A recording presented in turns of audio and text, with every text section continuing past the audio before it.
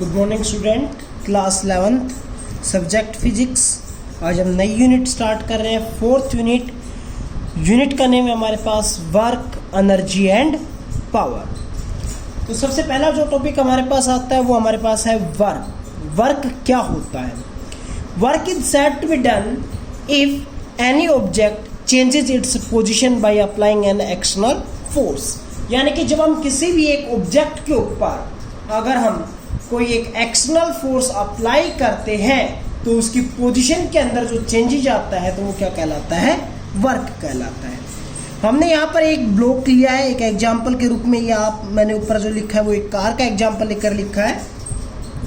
अगर मान लीजिए इस ब्लॉक के ऊपर आपने इस डायरेक्शन के अंदर कोई एक फोर्स अप्लाई किया जो कि हॉरिजॉन्टल के साथ अगर थीटा एंगल बना रहा है, तो इस फोर्स को अगर हम कंपोनेंट के अंदर तोड़ेंगे तो एक कंपोनेंट इधर हो जाएगा हमारे पास एफ कोस थीटा और एक कंपोनेंट इधर हो जाएगा हमारे पास एफ साइन थीटा।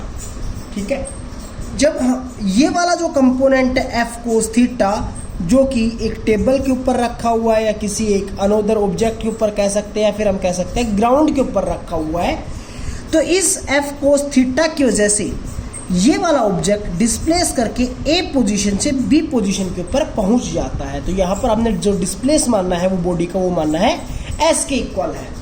तो हमारे पास यहाँ पर वर्क किसके इक्वल होगा? तो work done is defined as the product of horizontal component of force, यानी कि ये वाला component and displacement cover by object by applying an external force. यानी कि जो प्रोडक्ट होगा horizontal component of force and displacement of the object. तो work done को आप क्या लिख सकते हो? That is equals to force का कंपोनेंट एफ कोस थीटा है, डिस्प्लेसमेंट आपके पास एस है। अगर हम इन दोनों का प्रोडक्ट करते हैं तो हमारे पास बन जाता है एफ एस कोस थीटा। जब कभी भी दो वेक्टर्स के बीच में कोस थीटा एंगल आ जाए, कोस थीटा दो वेक्टर्स के साथ आ जाए, तो हम क्या कह सकते हैं कि वो हमारे पास क्या प्रोडक्ट होगा? कैसा प्रोडक्ट होगा? डॉट प्रोडक्ट होगा। तो हमारे पास क्या हो जाएगा? F vector dot S vector. जब कभी भी दो वेक्टर्स के बीच में डॉट प्रोडक्ट होता है तो जो रिजल्टेंट होता है वो आपके पास कैसा होता है? एक स्केलर टर्म होती है। तो वर्क डन आपके पास कैसी हो गई? एक स्केलर क्वांटिटी हो गई। अगर हम बात करें रेक्टेंगुलर कंपोनेंट की, तो फोर्स के जो रेक्टेंगुलर कंपोनेंट हम मान लेते हैं F vector that is equals to F X I cap plus F Y J cap plus F Z K cap, और डिस्प्लेसमेंट के हम कंपोनेंट मान लेते हैं X I cap plus Y J cap plus Z K cap. Then the by formula of work done W that is equals to dot product of force and displacement, दोनों की value put करते हैं, दोनों के बीच में dot product. तो ये पीछे हमने पढ़ा था आई कैप डॉट आई कैप, इसकी वैल्यू क्या होती है? 1 के इक्वल होती है। आई कैप डॉट जे कैप की वैल्यू क्या होती है? 0 की इक्वल होती है। तो अगर हम एफ एक्स आई कैप का इसके साथ प्रोडक्ट करते हैं तो क्या हो जाएगा? F X into X I cap dot I cap that is equals to 1। तो क्या बन गया? F X into x.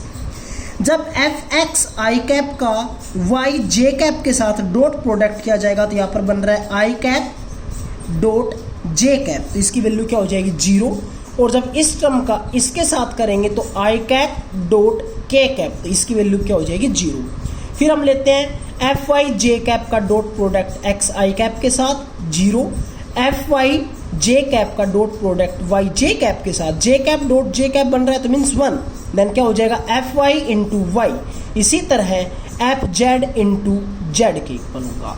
Then work done that is equals to किसके इक्वल हो जाएगा?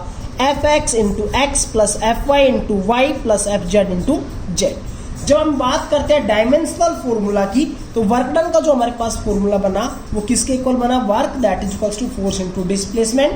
फोर्स को आप लिख सकते हो मास इंटू एक्सेलरेशन।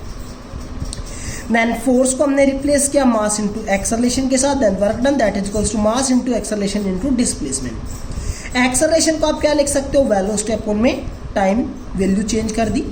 अब वेलोसिटी को क्या लिख सकते हो? देखो मास एज इट इज है, वेलोसिटी को क्या लिख सकते हो? डिस्प्लेसमेंट अपॉन में टाइम। ये वाला टाइम यहाँ पर लिखा है मैंने डिस्प्लेसमेंट। मास को m से रिप्रेजेंटेशन किया जाता है, डिस्प्लेसमेंट को l से, इस वाले डिस्प्लेसमेंट को भी L से, टाइम को T से, इस वाले टाइम को भी T से। डायमेंशनल फॉर्मूला क्या बन गया, m1 L1 into L1 L2 T1 into T1 T2, T को ऊपर लेके जाएंगे तो हो जाएगा m1 L2 T माइनस 2। जब हम बात करते हैं यूनिट्स ऑफ वर्क की तो दो फॉर्म के अंदर हमारे पास यूनिट दो पार्ट के अंदर डिवाइड किया गया है, एक होती है एब्सोल्यूट यूनिट और एक होती है ग्रेविटेशनल यूनिट। एब्सोल्यूट यूनिट कौन सी होती है, हमारे पास एब्सोल्यूट यूनिट को भी दो पार्ट के अंदर डिवाइड किया गया है, एक होती है हमारे पास जूल और एक होती है हमारे पास अर्ग। यानी कि एक होती है एसआई सिस्टम के अंदर और एक होती है सीजीएस सिस्टम के अंदर। तो फर्स्ट लेकर चलते हैं जूल। 1 जूल आपके पास कब वर्क डन होगा, work is said to be 1 joule when 1 newton force is applied to displace the object by 1 metre. जब हमने किसी एक ऑब्जेक्ट के ऊपर 1 न्यूटन फोर्स को अप्लाई करेंगे और वो ऑब्जेक्ट 1 मीटर डिस्प्लेस करता है तो वहां पर जो आपके पास वर्क डन होगा वो किसके इक्वल होगा, that is equals to 1 joule. तो आप यहां से क्या लिख सकते हो, 1 joule that is equals to 1 newton into 1 metre. तो हम दूसरी यूनिट की बात करें सीजीएस सिस्टम के अंदर तो वो हमारे पास होती है अर्ग। तो 1 अर्ग किसके इक्वल होगी, work is said to be 1 erg when 1 dyne force is applied to displace the object by 1 centimetre. जब हम किसी एक ऑब्जेक्ट के ऊपर 1 डायन फोर्स को अप्लाई करते हैं और वो ऑब्जेक्ट 1 सेंटीमीटर डिस्प्लेस करता है तो वहां पर जो वर्क डन होगा वो क्या कहलाएगा, दैट इज इक्वल्स टू 1 डायन। ठीक है, देखो फोर्स की सीजीएस यूनिट क्या होती है, डायन, और डिस्टेंस की यानी कि डिस्प्लेसमेंट की सीजीएस यूनिट क्या होती है, सेंटीमीटर।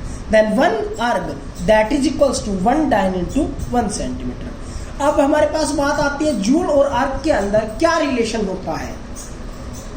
तो 1 जूल लेकर चले हैं तो according to formula 1 joule that is equals to 1 newton into 1 metre.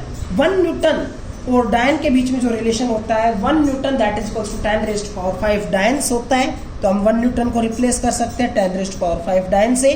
और 1 मीटर के अंदर 100 सेंटीमीटर होता है तो ये क्या हो गया, 100 को हम लिख सकते हैं 10 raised to power 2, 10 raised to power 5 into 10 raised to power 2, 10 raised to power 7 dyne into centimetre. Dyne into centimetre आ गया तो इसको क्या लिख सकते हैं, अर्ग। तो 1 joule that is equals to 10 raised to power 7 erg के इक्वल होगा। दूसरी हम बात करते हैं ग्रेविटेशनल यूनिट की। तो ग्रेविटेशनल यूनिट हमारे पास उसी तरह दो सिस्टम के अंदर होती है, एक एसआई के अंदर और एक सीजीएस के अंदर। एसआई के अंदर जो ग्रेविटेशनल यूनिट होती है उसको हम बोल देते हैं 1 किलोग्राम मीटर और सीजीएस के अंदर जो हमारे पास यूनिट होती है उसको हम बोलते हैं 1 ग्राम सेंटीमीटर। तो 1 किलोग्राम मीटर किसके इक्वल होगी, work is said to be 1 kilogram metre when a force of 1 kilogram force moves a body through a distance of 1 metre in the direction of the applied force.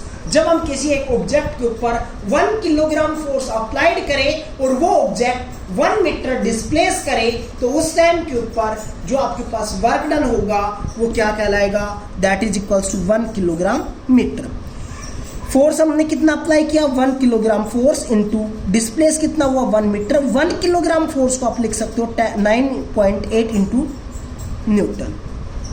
ठीक है, 1 kilogram force that is equals to 9.8 newton के equal और 1 metre की जगह पर 1 metre, इन दोनों का product किया तो 9.8 newton metre that is equals to joule. तो हमारे पास 1 किलोग्राम मीटर किसके इक्वल हो गया, 9.8 जूल के इक्वल हो गया। दूसरा हमारे पास है 1 gram centimetre. Work is said to be 1 gram centimetre when a force of 1 gram force move a body through a distance of 1 centimetre in the direction of the applied force. यानी कि जब हमारे पास हम किसी एक बॉडी के ऊपर 1 gram force apply करते हैं और वो बॉडी 1 सेंटीमीटर डिस्प्लेस करती है तो वहां पर जो वर्क डन होगा वो कहलाएगा 1 ग्राम सेंटीमीटर। तो according to definition 1 gram centimetre that is equals to 1 gram force into 1 centimetre. 1 gram force के अंदर 980 डायन्स होते हैं तो इंटू 1 सेंटीमीटर की जगह पर 1 सेंटीमीटर, 980 इंटू 1 980 डायन सेंटीमीटर। डायन सेंटीमीटर को आप लिख सकते हो अर्ग। तो 1 gram centimetre that is equals to 980 erg के इक्वल होगा। Thank you.